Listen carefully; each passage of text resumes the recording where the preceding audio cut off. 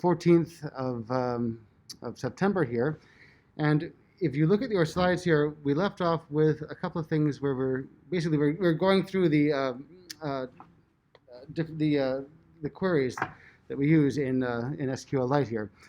Now, these are actually very important, these queries here, because I would say that the queries make the difference between being productive and not productive when it comes to using your database. And so I wanted to spend some time actually going through how to use queries, because I think that queries will be very helpful to you in this course.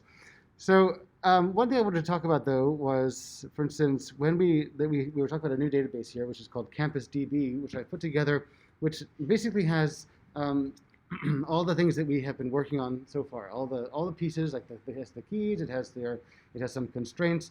We're going to talk more about constraints today, but more or less the database is intact, I would argue. I mean, it may not be the most efficient database that you can come up with, but as it stands, it's not a bad database to use here. And so in the database here, it's not this one here, I wanted to go over some of these some of the mathematical functions that you might use in, or some of the built-in functions that you might use in SQL when you're doing your queries here. So, for instance, one thing that we talked about here were these mathematical functions that cover the average, the min, the max, the sum, and the count. And so I wanted just to show you kind of how those queries would work. And so I'm going to go now to my terminal, and I'm going to run this database here. And so I'm already inside my database directory here. This is all stuff that you have in your sandbox from this week. If you do an ls in your sandbox, of course, you're going to find hopefully the same files that I have. I'm going to ditch the database that I've already created here. I'll just put in my temp directory. That means it sticks around for a while, but then it will go away when I reset my machine here. But I want to show you kind of how to start up your database from the builder file that I give you. And so, for instance, the file is I'm going to try and call them all just builder underscore and then the name of the database here. And so if you do a cat of that builder file, you'll find inside the file all the table creation code, which is right here. Remember, we have this drop right here, which removes the table that already exists, but that's okay, don't worry about that for now. But we have the actual code that creates the table. So these are the tables that are going to be used to hold the data, which is found below. And so these are all the insert statements. Now, I know what you're thinking. You're thinking this is probably not the most efficient way of installing data into our tables, and that's absolutely right. This is just a way of this is just a demonstration database here. And so if you're using this in the real world, where you wanted to have real data in a database, I would advise not having statements like this to install your data. I would actually have like import statements. And so in other words, you'd be loading files, and so you might have a program someplace that runs that file, or that adds to that file, and then you just run your database, which then populates the database with the new information in that file. As it stands right now, everything is basically frozen here. So that means that I'd have to actually change this builder file to change this data. But that's okay, though, because this is just a demonstration. Now, at the bottom of these files here, I put them at the bottom here so that when you just type in this command here, cat builder underscore database name, the last thing you see on your screen is going to be this line right here.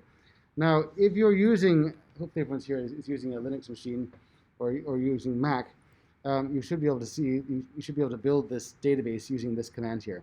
Now, if you're using Windows and you're not able to use your Docker, get into a Docker prompt here where you can work on this, then I would advise just copying and pasting the contents of this whole file, pasting it into a SQLite session here. And you can install SQLite locally on your machine if you just do a search for SQLite, you can install a local client on your Windows machine, and that should be fine. But just copy and pasting it in. But as long as you can get to this database one way or the other, that's really all I'm concerned about right now. If you have any trouble, please let me know, and I'll do what I can to help. But I should remind you that I'm really not a Windows person, and so that if it's a Windows problem here, then it would probably take me some time to figure out what's going on. But I am working on figuring out how to use Docker with Windows, so let's keep our fingers crossed here.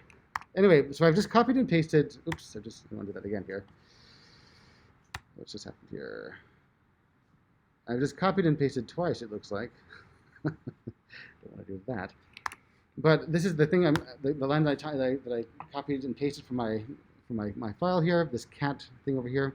What this does is it reads this file here, it concatenates, or basically prints this file up into memory, and then it takes all the contents of that file and it sends it to SQLite3, which then uses it to write this file here.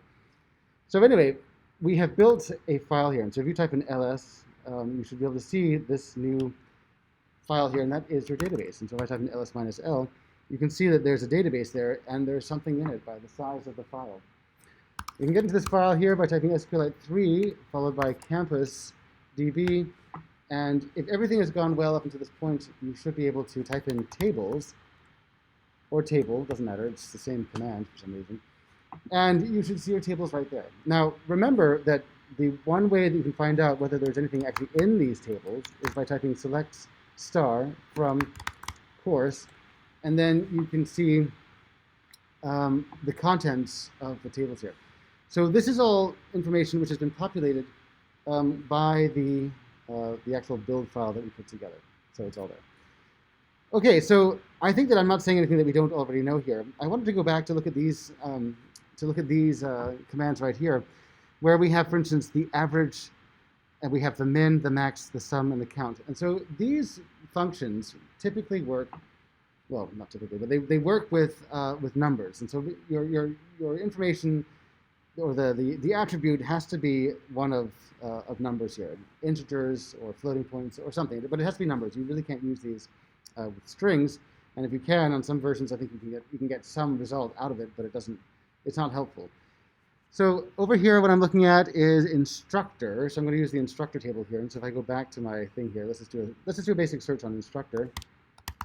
Select all from instructor. Oops. And you can see that we have some information here. This is the salary. Let's see. So if I type in schema here, as I need to do, this will tell me the actual names of the attributes that I'm supposed to use when I'm writing my query.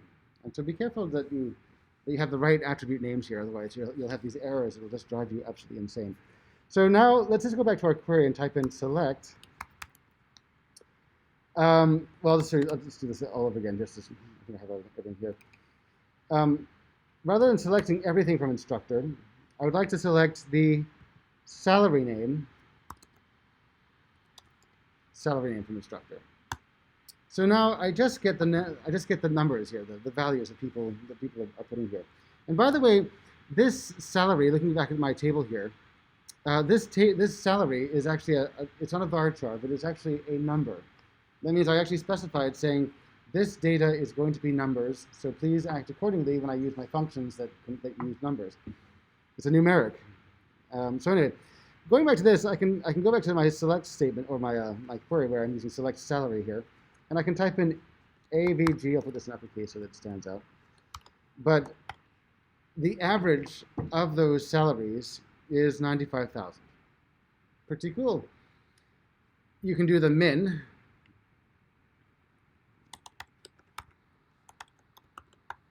And you can also do the max, which is interesting. Now, if I'm writing, let's say that this is, let's say I'm putting together some kind of a budget for my department here. I need to know how much am I going to be paying out each, I guess this is each fiscal year in salaries. And so I can type in this sum, and this will tell me how much I'm going to be getting in the way of salaries, or how much I'm going to be paying in the way of salaries here, which appears to be about $1,140,000, which seems actually like quite a lot of money. Okay, so let's see. Are there any other? What else did we hit here? Sum, max, min. Oh, and count. Of course, we have count. I'll just do that just because it's interesting here. But count. Remember what count is going to do. It's not going to give me anything to do with the numbers themselves, but rather it's going to tell me how many numbers there are. And so if I do count salary, or for instance, going back to my I can do rather count salary, I can do count department name here, or how about just name here? It should be the same. So that means that, for instance, count name and count salary is the same number, which suggests that I have just only 12 rows of data here, 12 observations in that whole table here. So I know that these are all very simple things here, but what I'm saying is that when you are writing your queries, though, it's not just writing queries, but you do have some built-in functionalities. And we have some more things that we're going to be covering soon about how we can actually use these things. But you can actually build in some extra value, I guess, into your query so that you can get all kinds of information out of this that you're looking for. But one thing I'll have to say, though, about SQLite here is that when you're running your queries, you have to, first of all, in your mind, you have to formulate the question. Like, what exactly am I looking for here? Because notice that every query that we've typed in, we've actually been going after a specific value. We've actually said, okay, how many people are there that work in this department here? How many instructors? And I get this. I can say, what is the sum of the salaries? And I get this. And so we really have to think in terms of, like, what is the question that I'm asking of the data? And then you have to, then this is where the creativity part comes in, where actually things get very complicated. The next question is, how do I make this, this number come out of my table? Or how can I actually look for this number if it's there? And so that is, I would say, one of the hard parts about this course, actually thinking through, like, how do you get the query to do what you want it to do? But we will work with that. I'm going to spend a lot of time here still to explore how to write more advanced queries. And so I'm thinking that while you might think that these are just, why would I need to know that? You can take that, that code and use it for something else that you would like to know in a different database. The syntax will be the same. Excuse me. Okay, so going back here, let's see. We have, this is a function here where we have a conditional, and this is using these logical queries here. And so in this, let's copy this here. But basically what we're doing here is that we're saying, okay, well, in this table here called student, we're looking for a column here which is called total, or an attribute called cred, or total credit. We're interested in finding the name, or the ID, the name, and this record, cred, from this table student here, where cred is equal to 3, or it's equal to 4. So if it's 3 or 4, we want to hear about it, but nothing else. We don't want to hear about it if it's not 3 or 4. So I'm going to just copy this, and hopefully I can paste this in without any trouble. Hang on a second. Something's wrong. There we go. Oops. Need to go here and move everything back over. Good. Okay, so then if I go here and I just drop that in there, hopefully you can see that. I don't see everything on my screen, but I see that on the screen here. One thing you have to worry about, though, is these quotes. They're notoriously bad. These are somehow the pretty quotes that come out of the slides here. I can't change that for some reason. It just doesn't change. But if you change the quotes, it should work. Now you'll see that the number is here for cred. In fact, if I just type in schema students, you'll see that we're looking at this value right here, cred, which in this case is a number, another numeric, and we're looking at either 3 or 4. Now I could just go ahead and do a kind of a select all from student, and you can see that there's a number here 2, which we're not seeing here. So Mr. Scott's, the student Mr. Scott's here, who's in political science, we don't see that number because it doesn't fit this requirement here. So the moral of the story here is that you can use ands and ors to separate your conditional statements after the where when you're writing your quotes or your queries here. Hopefully that helps. All right, so let's go back to these slides, wherever they may be. There we go. I have a lot of switching. It takes me some time to get to my app that I'm using OPS Studio here. But it takes me some time to get to that studio to transition the slide that you see to the next one that I see here. And so that's why it looks like I'm just like staring here and freaking out for a second here. I assure you, this is all part of the plan. It's okay. This is, so then we also had this, I wanted to bring to your attention here in the slides here, we do have what's called the cross products here, where you have no usable information. We've talked about this before, but I wanted just to hit this again, where, for instance, just because the query that you type in is giving you some kind of result, it does not necessarily mean that the results that you're getting are useful. And so what I'm asking you to do is that each time you type in a query, actually go back to that query and check to make sure that the query that you're typing in is actually giving you some useful information here. Because it could be that you're getting what's called a cross product of a couple of tables here, where it just iterates through all these tables in a kind of a nested loop, and it gives you all the information, but the information isn't connected using the relationship which you have established in your database design here. So I think that yeah, I think that I might just leave it there. You can try these things out, but in the interest of time here, I'm going to just move on here. Then also we talked about, for instance, these. We talked about like how if you're counting things here, you can actually count distinct entities here. Maybe I'll just go back and run one of these again, just so you can see what I mean here. Here we're using the course. Okay, so if I go back to my prompt here, and I type in select all from course. Whoops. Error. Okay, if I do that, I can say, okay, well, let's see, let's count.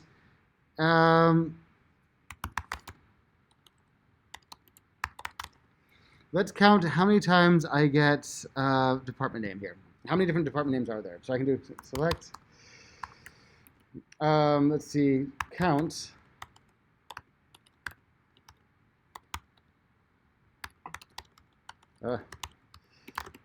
From, and then we're at course. Okay, so there's 8 department names listed in course. And in fact, I can list them if you want. Let's go back and see what they look like. But you'll notice that there's a lot of repetition in these things here. And so how can I remove that? Well, going back to my count here, I'm going to say not everything here, but count how many distinct classes of information are there. In this case, there's 3. And that would be obviously the computer or comp sci, English, and French. And so this is a way that you can use built-in functions here in your queries to give you more, I guess, more specific types of information that you're after. Yeah. Okay, I think that's really, one more thing. Now we're going to get into the area where we're actually going to be like destroying tables here, and that's okay though, because that's why you have a build file. So you can destroy your tables, but you can bring them back by rebuilding your database, which is, I mean, I expect you to play with these things and to destroy tables and then to rebuild your database. I mean, just, you can't break the database. You can always rebuild it, you know. So now what I'm going to do here is I'm going to drop a table here, students. I'm going to show you what that looks like here. So if I go back to select all from students, if I type in drop table student, actually before I do that,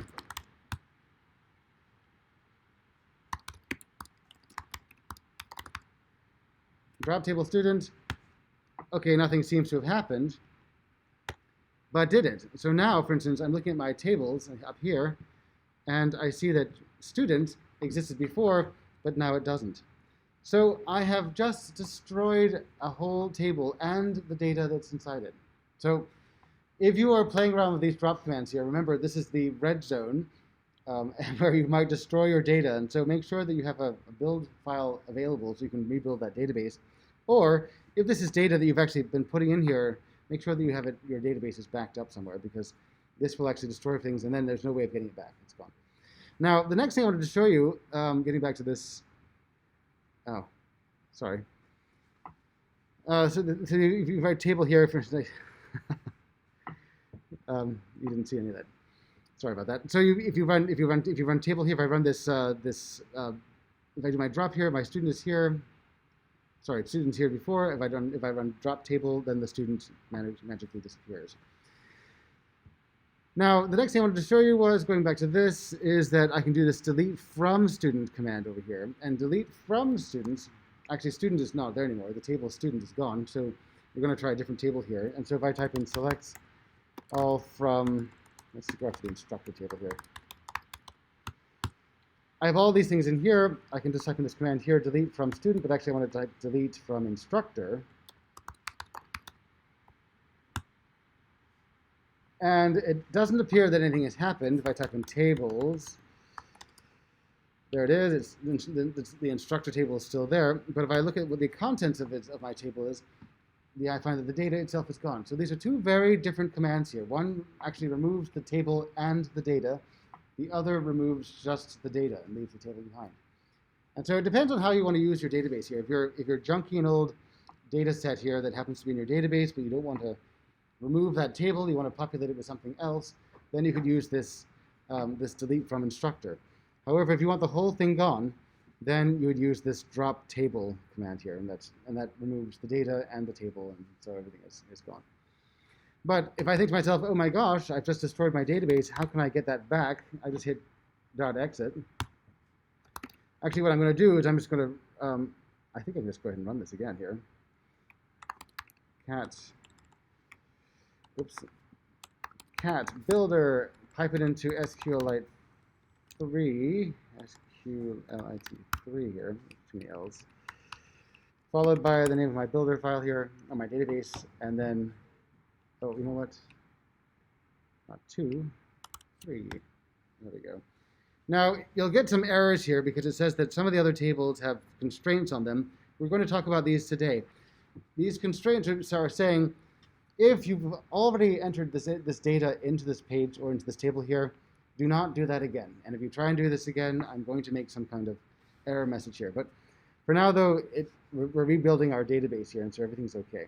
So if I go back into SQLite 3, and I type in my campus database, type in .tables, you see that student is back, and I can even type in select all from student, and the data is back too. And so I can wreak havoc on my database here, and it's OK because I can get it back. I've got a build file. So I expect you, though, to really play with these databases here. I mean, really put them through the squeeze here. Remove data, add data, alter things, change things. Do what you can do, because you're not going to, I mean, the data is not gone here. One last command that I wanted to tell you about here, which you probably won't use much or ever, but if you need it, you have it. It's called the alter table command, or the alter table. What this thing will do is it will change your table name, or you can change a column, or it just makes changes to your database.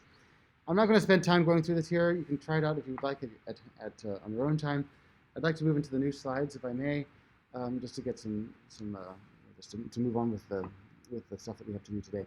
But you now have, for instance, a bunch of really good, very powerful commands at your fingertips that you can use to write some very advanced queries. And I'm hoping that next week we'll spend some time writing some really advanced queries that make use of all of these subtleties, so that you can see that SQL is actually able to do some pretty amazing stuff without having to type much code. So I hope you're looking forward to that. I am. I'm looking forward to that. And at home, I hope that you're looking forward to that too. Okay, so where are we today? We are at constraints and integrity constraints. Now, let me just go back here to show you this on this terminal screen here.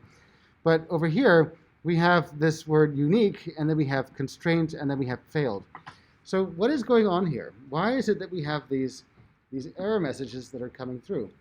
Well, when I designed this database, just for demonstration purposes here, I wanted to be sure that any kinds of human errors, or I guess machine errors, where the same data is being entered twice, I want to be sure that that data is not actually entered twice. In other words, I want to be able to make sure that all pieces of information in my database are unique. All the rows are unique.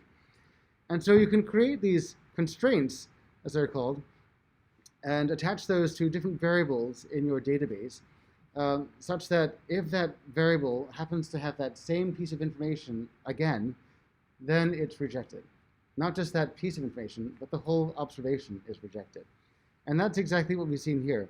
And the reason why this is happening is because, remember, I've already built the database. I've already populated the database with information. And the first time it went in, everything was fine.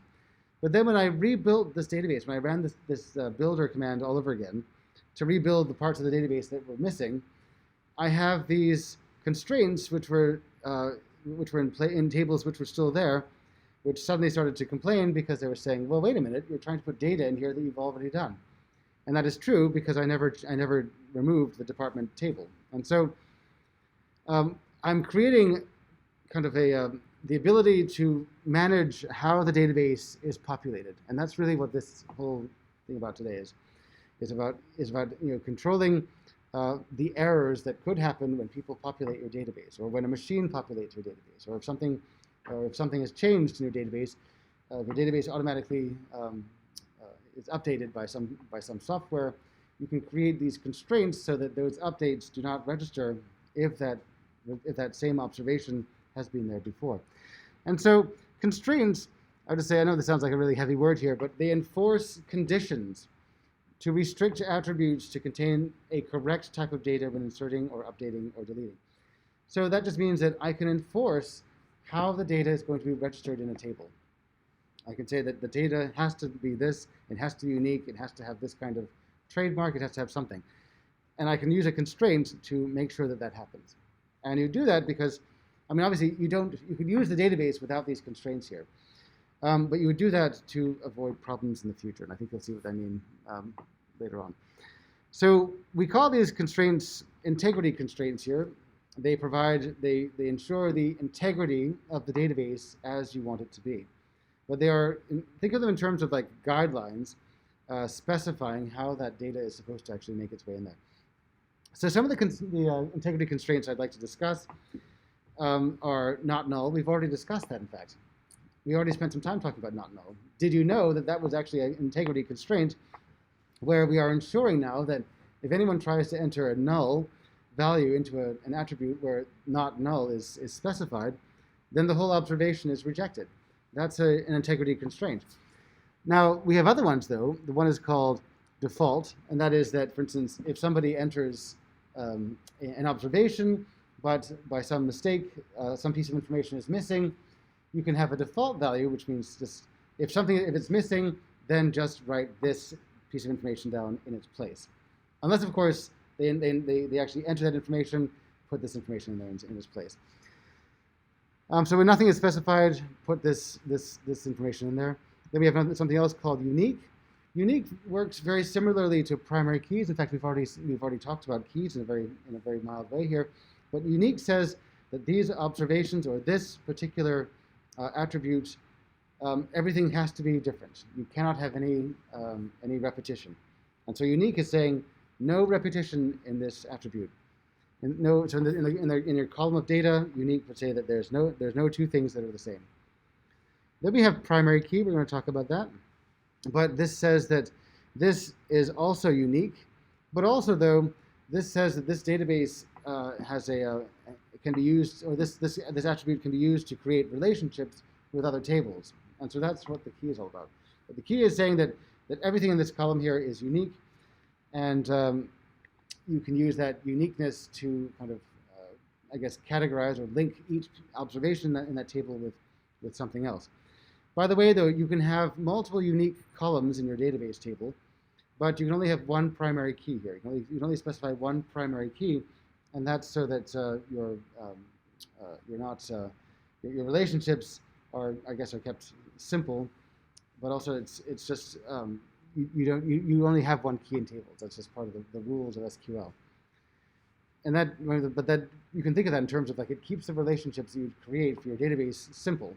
Otherwise, if you have like multiple types of relationships where each table could be related to other tables in many different ways, then that just makes it very difficult to maintain. And so I think that having this rule of only one primary key per table ensures that the tables themselves are not going to have many hundreds of different relationships that they could form with each other. You really just want like one type of relationship between one table and another to make it simple to write the queries. So I wanted to take you through some sample code here just to see kind of how to use these constraints here. So what we have here is we're going to be creating a table, and I'm going to be showing you how to drop in some data. And then we're going to see how those constraints can change the data as it goes into the table. So I think you might find this is actually quite fun. So I'm going to go back to my database here. I'm going to get out of this, and I'm going to make another database. I'll just call this SQLite3 here. This is a good way of actually kind of starting up a new place to work. So if I go back to my table here, or my slides here, I'm going to just put in this command here, drop table. Hopefully I can just copy this in there without any trouble. If I can't, then that'll be too bad. I have to be very careful when I'm copying and pasting things because it may not work right out of the box. That's why I have my editor standing ready. Okay, so that it works here. So I can do a select all from company. I mean, I don't know why I'm really doing this. Nothing is going to be in there, but it does work. So that we have a table here. And type in schema company, and there we go. There's the code again that I used to build this thing. So now going back to my slides, I'm going to go ahead and say, okay, let's try this good insert command here. I'm going to copy that. I'm going to paste it here. Oops, I don't need this last piece over here just yet, but I will do. So this is a good insertion command here. So if I do a select all from company, then actually I put this thing in twice. This is what I'm talking about when I say repetition here. In fact, if I just do this again and again and again and again and again, you can see that I'm getting a whole bunch of repetition here. Now, maybe that's not part of the goals of your database. I don't want all this repetition to show up in here. But it is. But the thing is, though, that we'll talk about we'll talk about what that means here. But the thing is, though, that if you go back to the slides here, we're actually talking about, for instance, this null. And so if I have an insertion command here where I'm actually using the word null, hopefully you can see where I'm going with this, you can see that it won't work. The code should allow me to put in replicates of things, but if I have a null, like right there, then I'm not allowed to use that. So null doesn't work. But something you can do though, and this is a computer coding error, if you have null as a string, then it does go in there. It will fit because null as a string is still a string. It doesn't matter what's in there, what's between the quotes. And so I can actually put in null if it's a string, but if I'm actually typing in null in SQL speak without string, just the word null, N-U-L-L, actually means nothing. It's the absence of information. Okay, and so that's why we're getting a problem here. But when I use null in quotes, it doesn't matter. So that is what I call in French a faux ami, where you have, it looks like it's a false friend. Where, for instance, if you see null in quotes, you think you understand. You're like, oh yeah, of course, it's null. It's not gonna stick. Well, it will stick if it's in quotes, but it won't stick if it's out of quotes. Anyway, I think you get the idea. Going back here, the next table I wanted to go through was to talk about this default. Actually, I'm gonna flush my database here. And how would I do that? Well, I can do drop table company. And now it's all gone. So I've flushed that. That's where I would use this drop table company here. Oh gosh, you guys, I'm so sorry. I keep switching back and forth.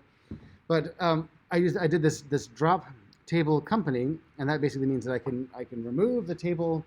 It was there before, and now it's gone. And so now I can go back and do some of the other cool stuff from the slides here without any worry that I'm going to somehow be interfering with previous data here. I'm going to copy this. I'm going to paste this into my slides here, or so let's paste this into my thing here. And this is, I think this stays the same here. I could put some lowercase, in fact. There we go. Yeah.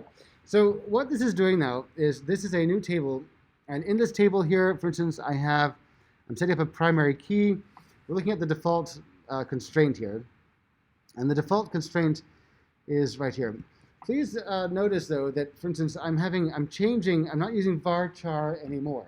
Varchar was a quick and easy way of creating variable types that I could use for my tables when I'm forming my attributes. But now I'm actually saying, okay, name, this is actually a piece of text. ID, this is actually an integer. Age, this is actually now an integer too. And then my address is a string of 50 characters. Now, the reason why you do this is when you're creating a database here, you want to help the database to allocate memory space, or disk space, I guess, memory space, toward storing the data here. And so in doing this, I can actually make the database a little bit more efficient here because I'm saying this is an integer. You don't need to open up a huge memory cell here, or a big page of memory here to hold on to this attribute, but rather it's just an integer here, so you can become more efficient at how you store the information in a database. And so this, when databases are small, it doesn't make any difference, but when databases get big, you really want to use something like this, though, because otherwise your database could explode and you'll run out of memory. So anyway, let's go back to this thing. So we have default here. So what this says here is that if I try and add any salary information, and the salary information is is not has not been added, then, for instance, use this number instead, 50,000. That's just what I'm saying. If nothing is entered, then do this. This is actually an interesting way of showing this, of demoing this thing here. Let me just go ahead and dump this into my database here, so you can see. Oops, goodness, what's happened here? Oh, you know what? Hang on.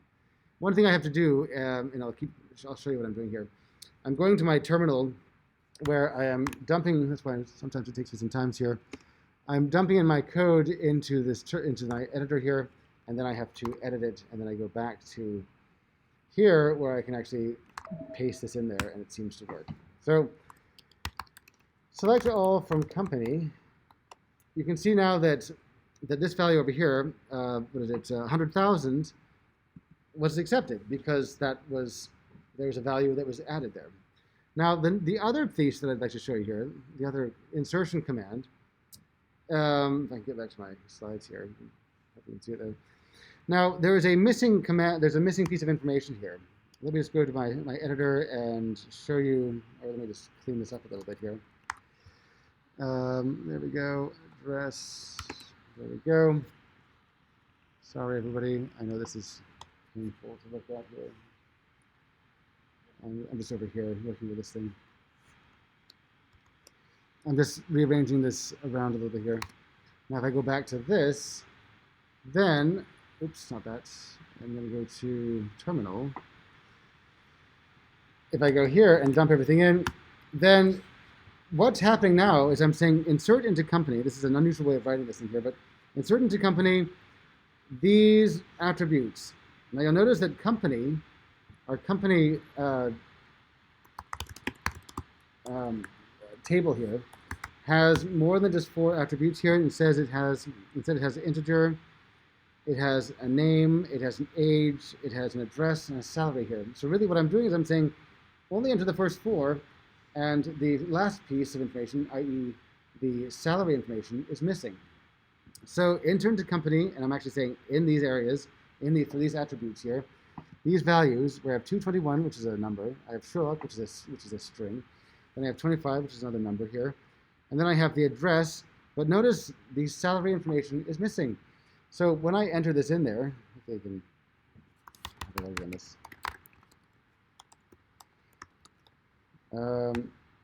You'll notice that I neglected to add that salary information there, but actually the database caught up and it said, oh, this is missing. You must mean $50,000. So I'll go ahead and enter that. So that's really what this default's all about. So you can create some systems here kind of fixing any problems that may come before they actually do come. I think in the interest of time, maybe I won't key in all of these examples here, but I do expect you to spend some time to try them out for yourself. This is another thing here. This is unique. For instance, in fact, we saw this when I was populating the campus database here, where I have, for instance, age right here. I had to choose one of these, so I choose age here. But age is unique now. That means that if I'm entering information into my database table here, if the age is the same as another age that I've already entered, then reject the whole thing. I don't want to hear about it. It's all gone. It's not relevant. Now, this is and so I can have as many uniques as I want here. That's just my way of saying that I'm controlling the uniqueness of the column here. So every time you enter something in, SQLite does a simple query of itself to see whether that data has already been entered, regardless of the other stuff in the tuple. But if that particular attribute or that column has repetition, then the whole observation is thrown away. It's gone.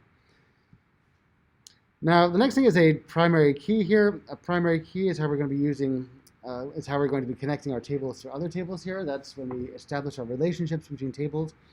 So for instance, my primary key is listed up here. The only thing different about this table here and the other table here is that I've removed unique from this primary key example. But I think that primary key is still up here in the other one here. So I just have to make them different in some way to make it look cool. But the primary key here, this is the ID. Now this is where the inventiveness comes from when you have to put together, when you have to design a website here, or a database rather. I keep saying website, but database.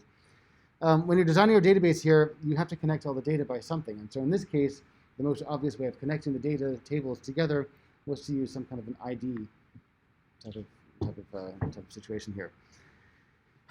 Now, if you try and enter the same information in here twice, the same ID twice, then this primary key identifier is going to say, wait a minute, you can't have redundancy here. You can't have two of the same IDs. I'm going to complain, and therefore it's not going to, you can't insert the same line in here twice, just because by nature of the primary key here.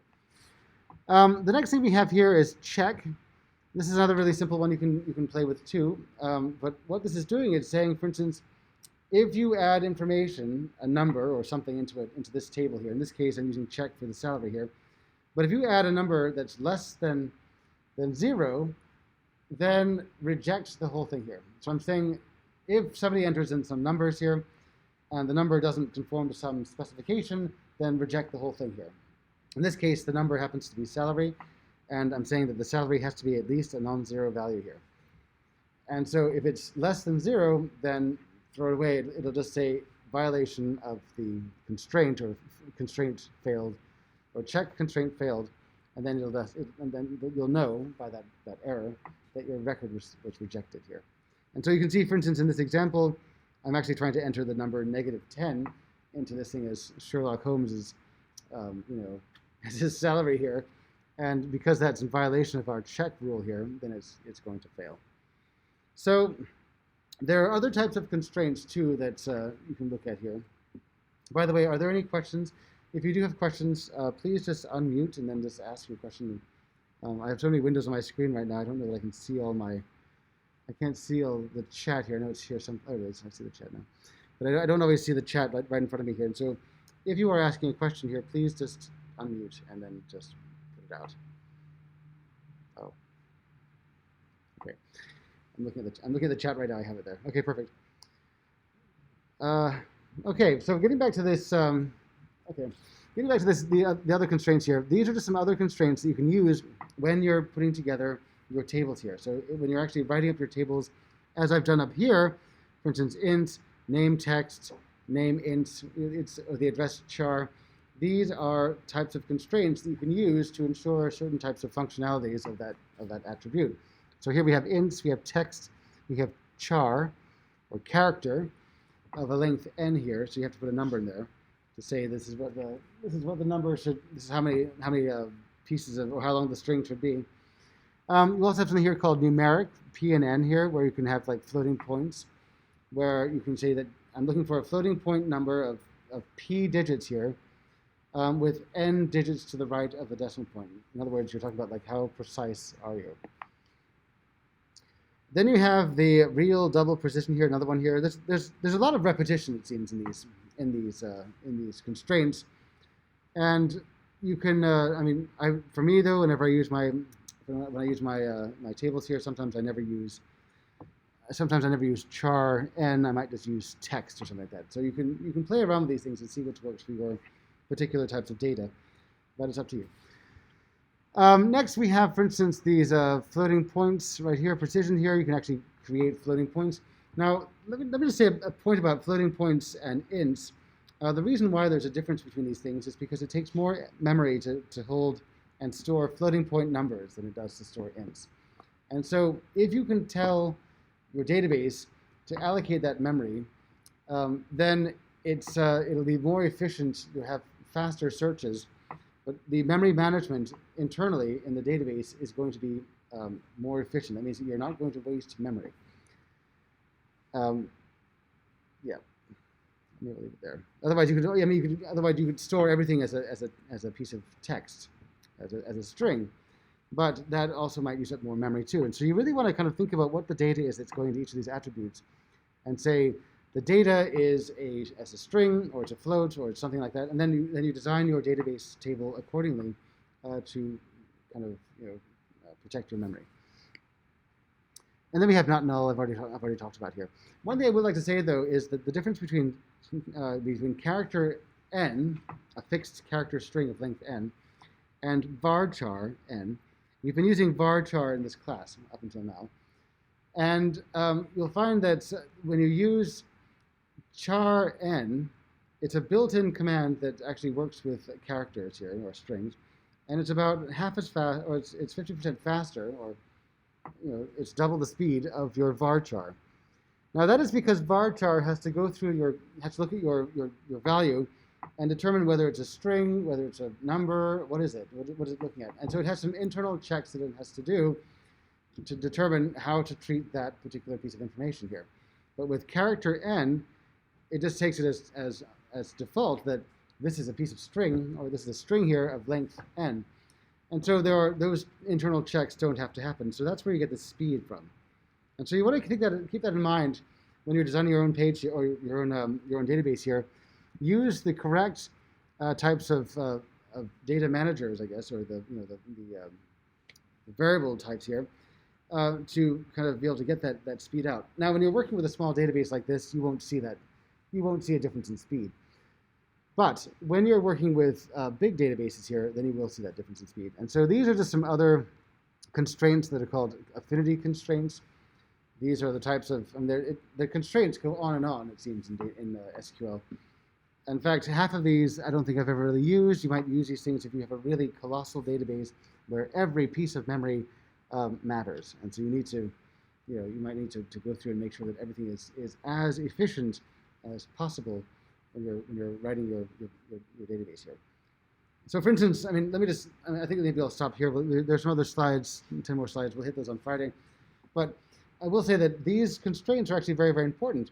One thing I would like to say, though, is that if you're using an iPhone or a Galaxy phone, then you are using SQLite in your phone. I mean, that's how your phone keeps track of your numbers, your names, and some of the other pieces of information that your phone needs to use.